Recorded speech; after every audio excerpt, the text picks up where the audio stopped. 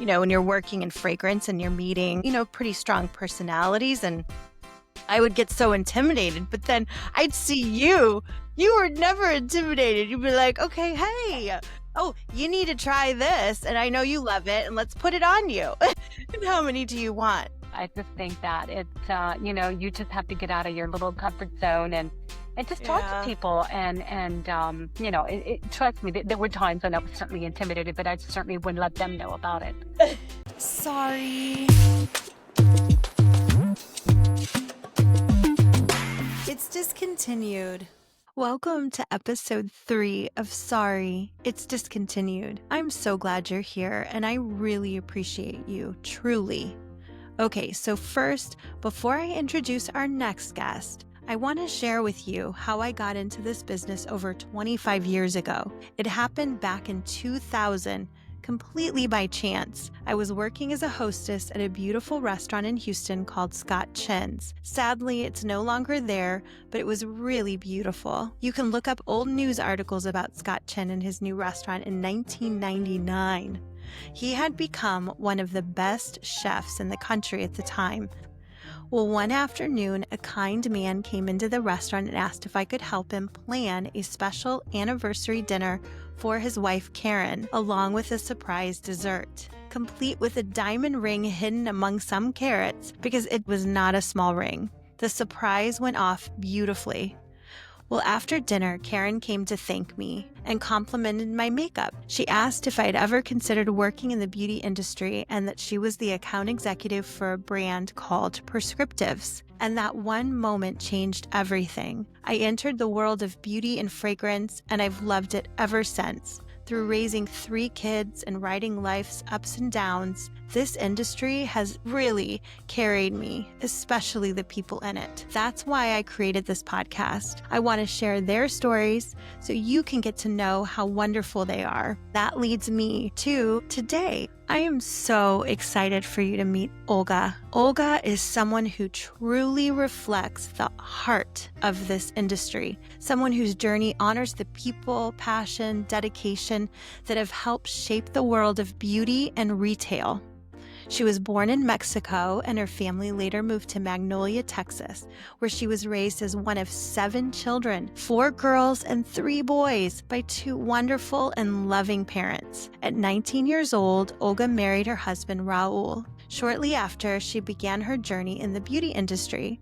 She was working for Elizabeth Arden at Lord & Taylor in Houston. Okay, did you know, because I didn't know, Lord & Taylor was based in New York City and founded in 1826. 1826. It was one of the oldest department stores in the country. Well, they opened in Houston during the expansion of the Galleria 2 edition. It was over 48 years ago. So when you go to Del Frisco's or Ocean Air Restaurant, just imagine that's where Lord & Taylor was. Around 1985, Olga moved to Macy's at Willowbrook Mall, continued her work with Elizabeth Arden, and this is where she met her mentor, Lucy, who she still speaks of with deep admiration. After 3 years, Olga moved to a permanent freelance role with Borghese at the beautiful town and country Neiman Marcus. This was a pivotal time in her career. She was able to form a close friendship with fellow freelancer Terry. Together, they brought exceptional growth to the Borghese business. Their work caught the attention of legendary Joan Wood. Okay, so town and country Neiman Marcus. It was not just a store. This was a true Houston status symbol. It was known for personal service, upscale exclusives. It often hosted private shopping events and trunk shows. Shoppers could sip champagne and browse, and you might even bump into a Houston socialite or an oil magnate's wife on any given afternoon. Can you imagine? Unfortunately, it was demolished in 2004, but its legacy still lives on in Houston retail history. Okay, after 3 years at Town and Country, while still raising her young children with Raul, Olga took a bold step. She reached out to Joan and applied for the Chanel business manager position at Neiman Marcus Galleria. That decision changed everything. She took the Chanel counter from around $450,000 to $1 million by '95. Her leadership earned her not 1, but 2 nominations and 2 wins for Counter Manager of the Year. When she left Chanel 11 years later, her business had grown to 2.1 million, which would be equivalent to 4.2 million today, ranking number 2 nationwide outside of Saks Fifth Avenue in New York City. Olga credits this success not only to her drive, but her incredible team. And her team included her sister Martha, who joined her at Chanel, carving out a name for herself as well. Okay, so Chanel. In the late 90s, Chanel Beauty was all about luxury and innovation. Their makeup counters offered exclusive events, new product launches, true VIP shopping experiences, and one of the standout hits of this decade was Chanel's iconic Vamp nail polish. It launched in 1994, the year I graduated high school, which quickly became a bestseller and a cultural phenomenon. It was famously worn by Uma Thurman in the film Pulp Fiction, but this was after it was already widely popular. So, with that in mind, running the Chanel counter at Neiman Marcus at the time, that meant you were leading one of the most prestigious spots in the country, in Houston. Okay, so following Chanel, Olga stayed under Joan Wood's guidance and became the business manager for the luxury skincare line La Prairie in Neiman's. Over the next 9 years, she helped grow that business to 2.3 million. Once again, she had the support of her team, the brand, and of course, her sister, Martha. Under their leadership, the counter became the number 2 La Prairie location in the country, just behind Saks in New York. After her years of powerhouse leadership, Olga took some well-deserved time to focus on her family. But true to form, she didn't stay still for long. And in 2016, she helped open the Tom Ford Beauty Boutique inside the newly finished Saks Fifth Avenue in the Houston Galleria. And under her management, the business hit 1.3 million in sales, becoming the number 2 Tom Ford beauty counter. This is where I met Olga. She was leading the Tom Ford boutique, and I was working with Chanel. And in 2018, we eventually joined forces, and I had the privilege of supporting her at 1.3 million milestone alongside our amazing colleague, Zarama. What an incredible history. I mean, whoa. Okay, so today, Olga is enjoying life as a freelancer. She's spending more time with her husband of over 40 years, Raul. Her daughter and son-in-law, they're 2 amazing children. Her son is engaged and planning a beautiful wedding. And of course, there's Bella, their beloved West Highland Terrier, who you'll actually hear barking at the beginning of our chat. I think she agreed with something I said about Olga, of course. So let me introduce you to Olga. Let's get into it. All right. Oh, my dear friend Olga, I'm so thankful you're here with me today. Thank you for joining me on Sorry It's Discontinued. I'm just so excited. I love Thank you you for so having me. much. I feel very, very much the same. And I absolutely love the title of this podcast. I think that is so original and I think it's going to be amazing. And I think this is a Ah, topic that everyone should be touching on. thank you. I know Yes. I was playing around with it with Alexander, and we were messing around with names and even Sakura. And when I said the name, they were like, "Oh my gosh, that's such a great idea." So, Oh, absolutely. because I we think run anyone into that, that so no, much because with this everyone that's in this business. industry, I mean, can literally appreciate that. Yeah. We've all Yeah. been through that. I mean, there's so many times we've said, "Oh no, I'm so sorry, it's discontinued," and they're like, Yes. That's how you start your morning. And that's how you "I start your conversation with the know, yeah, client. Isn't I that know." terrible? You I'm always come around that and make it a positive somehow. All right. So I wanted to start just, first highlighting how much, I love you and have admired you and working with you. If I look back on us working together all those years and, when we worked together in Saks, and then even before then, I've always been so enamored, honestly, because of your work ethic, your tenacity, your courage, and just saying how you're feeling and being very upfront about things that you didn't agree with, but you stood behind your brand. You were always so loyal. Clients, look for you and your artistry skills. I mean, damn, can you throw down some great makeup? I just I'm just so thankful to have you. I so appreciate you, and I feel honored that you're even asking me to be part of this podcast. And most importantly, I just absolutely love you. Your friendship has mean so much to me, and that was one of the reasons why I wanted to be here for you. And I know this would be Aw. so wonderful for you. Thanks, Anyhow, Olga. Well, right back at you. I could keep praising you all day. I mean, that would be the no, whole let's get episode. down to business, right? Okay. So I really want to get into how you got started, when you were young and a little girl and growing up, because where did you grow up? Did you grow up in Houston? Actually, I did. I grew up in Houston, and I actually got married quite young at the age of 19. And to be perfectly honest with you, I was just like a little bored housewife. And so I really was. Did you always have a love of color and fashion or beauty? Like, did you play with color when you were younger, or how did that You passion know, just kind of get I started? think, thinking back, I used to love coloring. And we used to, as a young girl, we used to have a coloring contest, making sure everything stood in the line and how colorful and bright the colors were. So I think that's where that came from. And being creative and working with my hands, that's just something my father instilled in me. However, getting back to how I started, just like I said, I think I was just a bored housewife and I wanted to start working and doing something that would be fun. And so Yeah. I started working at a cosmetic brand, a Wow. high-end cosmetic brand, and was there just for a short amount of time. And I just realized how passionate I was about that. Not just, creating beautiful faces, but also working with clients each and every day, different clients and helping their needs. But Yeah. but that's really how it started. So And I loved it. did you go to the store? What store was it? Actually, it was Lauren Taylor. Back in the days, Lauren Taylor Aw. was a beautiful high-end store and it was It well really was, admired. especially in Houston, right? Exactly. So I actually worked there and it was just it's a very small store. However, it gave me a chance to really learn about the industry and learn about the brands and work on my artistry and trial and error. And I had a Mhm. couple of mentors along the way and I was so thankful for them. And they just Yeah. taught me so much and I was just Makes so such a tenacious. difference. It does. It really does. And really wanting to develop your skills and the passion behind that. So I think that to me, it just came very easy.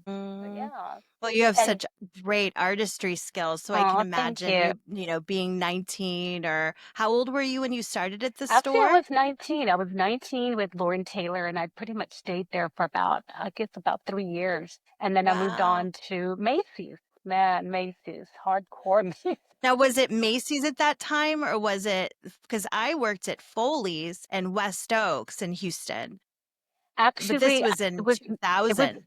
yeah, no, I worked at Macy's, Willowbrook. And Macy's so, Willowbrook. yeah, so that was kind of like a really new happening mall that was so popular and quite beautiful at the time. And Yeah. so there I worked for Macy's with a line called Elizabeth Arden, which is still, very much in business. And I Such a had a great line. Those little really capsules, I still remember that. my oh, I loved it. I loved it, and it's when I really got into skincare. And once again, I had an amazing African American woman by the name of Lucy, and she truly was my mentor. Just she taught me everything to do about how to work with teamwork, how important that was, and how to Mhm. just progress and develop all that. And I think that's what taught me so much about teamwork and being so Yeah. passionate about that and how important that is to me and instilling that in my teams. And it was because of Lucy. And she taught me Yeah. so much about, of course, the artistry and making sure that, you sell what you have rather than sell what you don't have.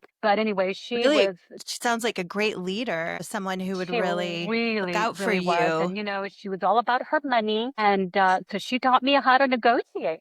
She taught me how to negotiate for my raises and all that, and to stay confident and being true who you are and know your worth. Women in general, I think that we're a little shy about, we're not so confident about wanting and standing up for what is right and what is yours and knowing your worth. And Yeah, absolutely. I think that we as women take a backseat, if you will, approach about that. And I think that's one of the things. I think one of the things that she really truly instilled in me as a very young girl, and I think I was probably about 23 by then. And, I was so young and Wow. naive. So she was an immense mentor to me. So I just completely loved her. Aw. Yeah. You were there 3 years, and then how did you find out about the other opportunities and like you're growing and you're kind of building your clientele? Like, so what was the transition from there Well, into like the bigger stores, uh-huh, in Houston and the uh-huh. high-end luxury? Correct. Well, I think that what had happened is I stayed there for about 3 years and I just felt like I really wasn't growing all that much, even though I hated to, see and be apart from Lucy. However, but she already had given me so much to work on. And so I had my son. And at that point, I didn't care to work nights and of course the weekends and the Sundays. So it was time for me to move on. It was time for me to Yeah. grow and move on. And then I actually had a contact actually, and that's when they asked me if I wanted to go to Neiman Marcus Town and Country. And Aw. so I took the chance, and it was just basically freelance, and it was the perfect thing for me because it gave me the hours that I needed to have and still, be part of the industry and Yeah. have the time with my son and my children Well, actually, because I have a so daughter did as you well. have at that point, that was your son and your daughter? My son is younger than my daughter. My daughter's 43 and my son is 37. So So you this was had a great two time. small kids at that I time. did. My goodness, I certainly did. And so, that was really good for me just to be able to freelance and do what I love and have the passion. And the only challenges that I had there, and it was quite big challenges for me, was only because it was such a small store that we didn't have very much traffic. We really, Yeah. really didn't. And in comparison to Macy's, and that's what taught me about clienteling. I realized that I needed to clientele and I needed to really build a connection with clients and really follow ups and approaching Yeah. people and talking with people Absolutely. and, asking them to have me demonstrate, the brand that I was with. And at the time it Now, was was that Borghese. still with, okay, so that was with Borghese that you were Yes. freelancing and also Yes. Elizabeth Arden or just mainly Borghese At at the that time? point, it was just Borghese, and, Okay. yes, and that's, was a beautiful brand, absolutely beautiful. It's a color I line, love but Borghese. yes, and they were so known for such amazing things. But getting back to clienteling, I feel that because of the challenges that I faced during the store, I really needed to build clientele. Mm-hmm. And slowly but surely, I started to do that. And I'm really proud of myself because I was in the very bottom totem pole when it came to numbers and really working with other brands there. Which And is I so tell you, surprising because that definitely shifted as you grew in the industry. You're always at the top. They would be like, okay, there's oh, Olga, it's and so then there's a funny. couple people, and then there'd be me, and then Well, like, you know who's what? here? It was hard work. I'll tell you what. It was really, really hard work. Oh, But absolutely, the have a seat. You know, yeah, but the funny thing is when I started working for Neiman Marcus, it wasn't about being number one, number two, or number three, or what have you. To me, it was just building clientele and building hmm connections and all that. Neiman Marcus, they're yeah. extremely goal oriented.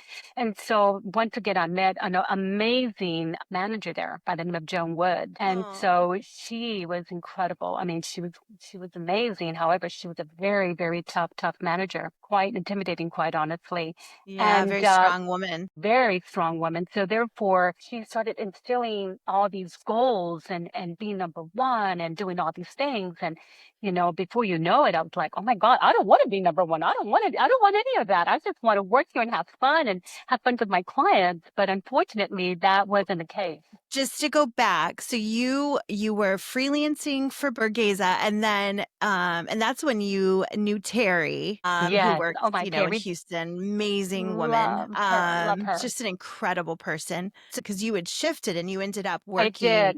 What happened is that when I came on to Town and Country, Neiman Marcus, I instantly grew my business to about number three in the department. And that was Wow, really that's pretty. incredible. It really is when you talk about a very, very small line. So I turned heads with Joan Wood and she got promoted to Neiman Marcus Galleria. And Oh, so it was time to move on, quite uh-huh. honestly. And so I made a phone call and I asked her, I said, listen, I'm very, very much interested in working for Chanel Cosmetics, one of the Yeah. giants in the industry. And so I said to her, I said, what would it take for me to get this job? I really want this. And she said, oh my goodness. She said, the job is yours. Just the job is yours. Let's just make a couple of phone calls and we'll make this happen. And so that was Well, because that. she knew you were such a hard worker She and you're did. very goal oriented. And, you are about numbers, but you're also about relationships. It's still, I still hear about it, from that time when you Thank were you. there. It blows me away. You went from freelancing, working smaller hours, and still with the two young children. And you dove into leading one of the biggest businesses, for a high luxury brand in a high luxury store, one of the biggest cities in the country. How did you manage that transition from being freelancing maybe part-time hours to full-time and being, of course, a full-time mom, you know? Yes, I was very, at the time, my husband used to travel internationally. He used to work in oil and gas. So Yeah. there was many, many times that he was never at home. He was always, traveling. He'd get home and, stay for, my God, maybe 3, 4 days, and he was often, gone again. And so I was very, very hard. I felt like really a divorced person without the financial struggles because I felt like I was just, taking care of my children. But I did have help, and I did have a beautiful nanny, that a live-in nanny, and so she was amazing. So she truly helped me, guiding my children and helping them and making sure that they were safe and healthy and fulfilling Mhm. all their needs. So I can go to That's work full great. time. And Yeah, because so those hours, yeah, they were well. they The good get you. thing at the time, this was back in 19. Gosh, excuse me, 96, 94, something like that. I don't even recall. However, at the time with Neiman Marcus, they had a plan where you had the salespeople who actually did the nights and the Sundays. Then you had the makeup artists, as we were called, and you would work from 10 to 6. So I didn't work any nights.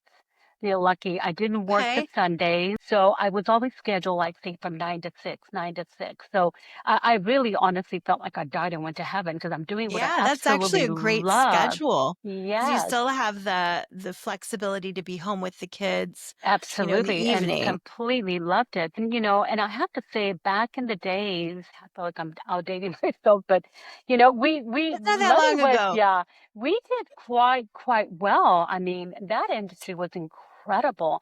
I mean, you would be surprised at the kind of money that we used to make back in the days, and I mean, Yeah. you had a It's like the high golden years hourly. of Yes, cosmetics in that's a when, way. yeah. That's when I decided I'm like, I have got to really sharpen my Yeah. craft. I have to make sure that I am, at the top of my game. And so, all I did was just really educate myself and I bought books and what have you.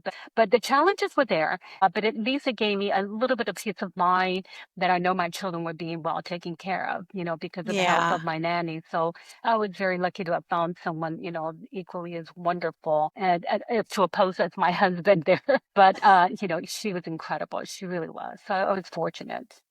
That's great. I Yeah. mean, it makes all the difference. Women supporting women, raising children, especially. I've met so many women in this industry, even when I first started out, and I found out I was pregnant with my daughter, and that was when I was working for prescriptives at Foley's in 2000. This woman who I had only known for a short time, but she was so supportive of my story. Now my daughter's 24, but Hallie offered, her home to me because she could tell that I was kind of, struggling with how I was going to, change my life and her just opening her heart to me. There's so many times in this industry, like even with you, opening your heart to me. You're too young to be my mom. I always said you're like a daughter to me. And who cannot love you, Hilary? You are so genuine and kind and sweet. Oh Oh, my God. you're Seriously. so sweet. But Absolutely. I am so thankful for all the people that I've met in this industry. And I know you've said it so many times, with Joan Wood and Lucy. It's just, it makes such a difference in how we support each other. And so I know, when you were with that high-end brand, at Neiman's at that time, did you start to get burnout because that's when you were taking care of a lot of socialites and their makeup Yes, and the demands of the events, the high pressure of those goals. You actually started working for another very I did. high-end I did. skincare line Yes, I with did because, I tell big you what, goals as well. there, yeah, and this is the thing. Once again, working for Neiman's, it's all about, being goal oriented and being number one, as I mentioned to you. And, Yeah. I became number one, and I had an amazing team that I developed. And once again, it's all about teamwork. And Mhm. so, yeah, I just got to the point where, what is it getting you being number one? What does that really mean? Yeah. And with that comes nothing but pressure and stress. And Mhm. and you're always the tester to see if this event's going to go well. And so at that particular point, I'm like, I'm not getting what I need. I don't really care if I'm number one. I'm not, that doesn't mean Yeah. anything to me. It To wasn't me, what means, fulfilling and you yeah, it's not. What's anymore. fulfilling me was just the Yeah. connections with my team, my Yeah. coworkers in general, and most importantly, my clients. And so it was certainly time for me to move on. And I did. I approached Joan Wood and I said, it's time for me to move on. I need something new. And so that's when I went to La Prairie. And La Prairie is an absolute beautiful, prestigious skincare line. Mhm. And I tell you what, it is. If you ever get a chance, do try it. 'Cause it's just truly amazing. Oh, yeah. So going into La Prairie, I love the idea that there was not going to be a lot of focus on there. There wasn't going to be the high expectations that I had with Chanel. This was going to be a new start for me. And Okay. so I thought, how perfect is this? Well, I was completely wrong. My manager called me into the store and said, you know what? We have high expectations. This is what we expect of you. Yeah. And so I managed to guide and lead my team to number one again. And Yeah. we were number two in the country. We had Saks Fifth Avenue that was number one, and Neiman Marcus with La Prairie was number two. And so I'm Wow. really proud of that. I really, You truly should am. be. All those And years, I mean, even with yes, Chanel and then before that with Borghese and, the way that you would build up a team and create such focus, but that camaraderie with each other yes, too. You can't do that without creating that team environment because correct. we're all in this together makes Yeah, such we're a a big difference to get family. to those high Yes, goals. absolutely. Absolutely. And you've always been so good at spoiling your teams too, really highlighting what everybody does. So the brands treat for lunch or dinners and acknowledging everybody's hard work. You have to do that because, Yeah, I treat makes a my huge team as a difference. family and it's important for us to do that because it's all about, praising one another, lifting one another and always making sure, we appreciate each other, because that's Yeah, one of the main yeah. reasons why people tend to fly the coop, as they say. Well, a few years pass and then I meet you, at Saks. I was working for Chanel at the time and then you were at Tom Ford and then we ended up working together and we had so much fun. I Oh mean, my God, there's we so many loved it. times I remember like just the stories and you and I laughing. I mean, there's one time I thought I was going to pee my pants because your stories, we could just laugh and laugh. You have to just Yes. have a good time and enjoy one another.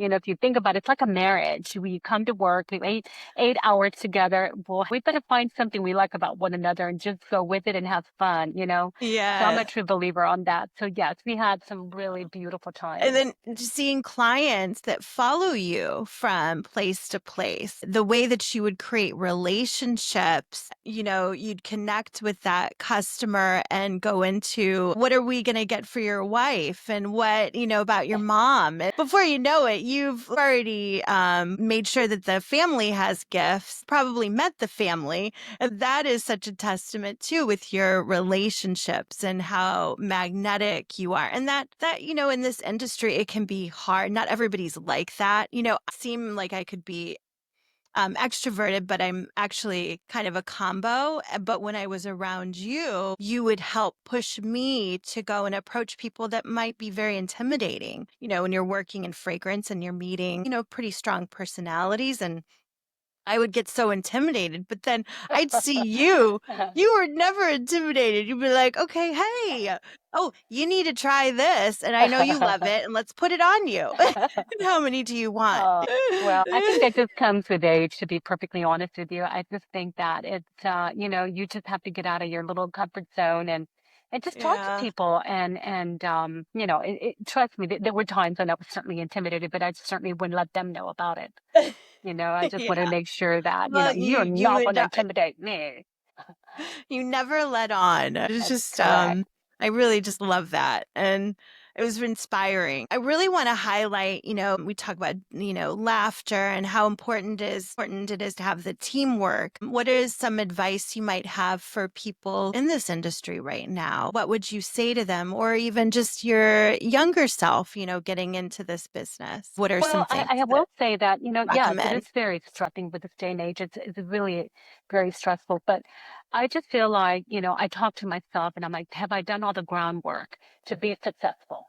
Have I done all the follow-ups? Have I done all Yeah. my emails? Have I built a connection with my clients? Making sure that I'm not seeing them as a number and really truly be, genuine about that connection. And have I done my best for the day? What are my goals for the day? What am I going to achieve today? As I'm driving, listening to some amazing music that's very uplifting. And I'm already setting goals for myself as I'm driving home. And so to me, it's like I got 10 things that I want to achieve today, and I'm Mhm. going to, check mark each and every one of them. And so at the end of the day, and if I feel that I've checked most of those boxes and done the groundwork, then I feel good. I feel good about walking away and feeling successful and planting those seeds. And I know that my business will start to grow. And Yeah. networking, you have to network with everyone in the department, all through the stores, people in general, because you just never know. I think that you have to conduct yourself in a very professional way, but yet in a very uplifting and fun way as well, Yeah. because,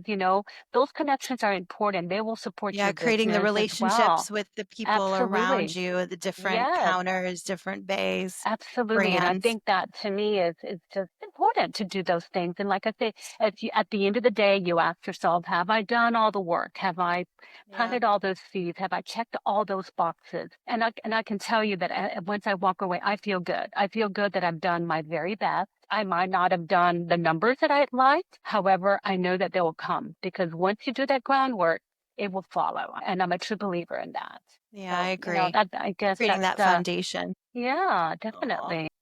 Well, so now that you're doing more freelance and working more part-time, you find yourself enjoying the business now more so than Oh, before? Not, yes. I mean, I know it's just very different, but you're able to have fun and play with your artistry, play with color. Are you enjoying it more so now? It's a whole different ball game for me because I get to do what I truly love, connecting with people, working with the beautiful brand that I work with Tom Ford. I love and genuinely feel very passionate about the brand, but still doing makeup and working with different people. That Mm. to me is very fulfilling because Yeah. everyone has different needs. To me, I just feel very fortunate that I can do that and still see my coworkers and have lunch with you on occasion. As far as doing makeup on the side, that I truly love. Now, I don't do that as much as I used to because I've chosen the clients that I have a relationship with and Yeah. spend that time with them. Well, And then it becomes Raul a gets you home, gets to spend more time with you, and you oh guys can go yes, to yes, Vegas or, yes. Yeah, it gives us go that and have time some to, fun. yeah, to have fun and just, enjoy life and, Yeah. do some trips along the way. But I still enjoy my relationships and my connections with my Oh, friends and customers. And that's to me, I have a awesome, Olga. beautiful You balance. definitely Thank earned you. it and deserve it. Now, Thank you. after every conversation, I really like to ask, of course, if there's something that you used to use in the past, something that was discontinued, and it could be anything that you miss or were so in love with. And did you ever find a replacement for it? Gosh, my goodness. Oh, that's I such a know this is hard, kind of a hard big question. question. There's so many Um, things. There is because I've worked with some beautiful brands, and every brand has something amazing. They're very well known for something amazing and great. I know we were talking about the Burgesa mud mask, you I know. remember? Yes, And then that yes. had come back. I Yep, mean, it it could have been has. around, I just was oblivious, but, I know, and then, with different colors that we've used in, like, eyeshadows and Yes. Chanel's, previous quads, things like that. Well, I mean, I know that one of the things that I remember my manager used to say to me is change. She said, you have to change. Go with the other changes that come around with the industry or whether it may be with your brand. So yeah, so I've loved many products and yes, they've come and gone and I've learned to love other things. It's all about change and accepting change. And that was hard for me. I mean, considering, I'm 62 years old, so you can just imagine, we kind of get into our little habits, but You I look always think. incredible, by the way. I can't even Thank believe it. you. Thank you. Thank you. I think back on her all the time because she was such an amazing mentor. So, yes, color is fabulous. And yes, I get upset because we have that one lipstick and I'm just like a customer. Oh my goodness. My Spanish pink or my pink dust with Tom Ford. I think that for me, I'm embracing change. I feel like I need to do so to, not to be so back in the times. And so I really try to love anything that comes out. Yes, I'll throw a fit just like the rest of us. And you just have to come up with some new You just kinda colors or go whether with it the may be. flow. Yeah, and whatever brand that may be. I mean, it doesn't have to be Yeah, Tom Ford. It can be Chanel. It can be whatever. yeah. Just find that one thing that you love. But like I said, I think it's embracing change and just, okay, well, something better is going to come along. So you got to get I on love that it. Well, bandwagon. it's Yeah. such a great testament to your selling technique too, because there's so many different brands and products out there. It's so great about working at a lot of these larger stores. You can add in Huh. things if you're missing something for the brand that you're working for, and I think that we've been able to do that, over time more so than before, of course. Every time I see you, even, your makeup is always just so gorgeous. Thank I you. So just, are you. Let me tell you, every time I see him, like, oh my God, why can't I wear that damn lipstick? That looks so damn good on her. Why can't I wear it? And I always admire that on you all the time. I well, try to wear it. And I'm like, nope, take it right off. Gotta oh take it my off. God. Well, So thank much fun. you. Is there anything that you wanted to, highlight before we go? Is there something you would like to say? Having passion in everything or anything that you want to do. I don't care what that is. Try to find that one beautiful thing that you love and develop that beautiful passion with that. You will become successful. I think that, because everyone has a beautiful gift, but you just have to find your passion and whatever that may be. I know that you will be, sky's the limit. I was just very fortunate that I loved makeup. Not that I'm like wealthy or, this and this, but I can truly say that I love what I do Yeah. and I have a passion for it. And so I found my passion. Now everybody needs to find that one passion. That's what I Yeah, would I say. love that, Olga. Thank you. Well, it shows. I know your clients really they experience it when you're doing their makeup and, I just love you so much and I Oh, thank I you feel the so same much for way. doing this with me today. My pleasure. My pleasure. It was wonderful talking with you. Oh, Loving kisses. love you so much. Thank you so much for listening to today's episode of Sorry It's Discontinued. If Olga's story inspired you, or you just love hearing the real voices from behind the counter, you can follow the show, leave a review, or share this episode with a friend who loves the world of retail too. And a little note from me, I'm still learning how to interview and finding my rhythm. My heart is always with the guests of honor, and I try to weave in fun facts, stories, and humor while honoring the world of retail we've all been a part of. If you have any thoughts or suggestions, I genuinely love to hear from you. You can connect with me on my website at sorryitsdiscontinued.com. This podcast is independently produced and not affiliated with or sponsored by any brands, companies, or retail stores mentioned. All stories and opinions are personal and reflect the views of the individuals speaking. We keep it real, but this space is meant to be respectful of the brands, stores, and careers we've all worked very hard for. So, until next time, thank you for being here. And remember, a smile can brighten someone's day, whether you're behind the counter or in front of it. See you next time. Sorry. It's discontinued.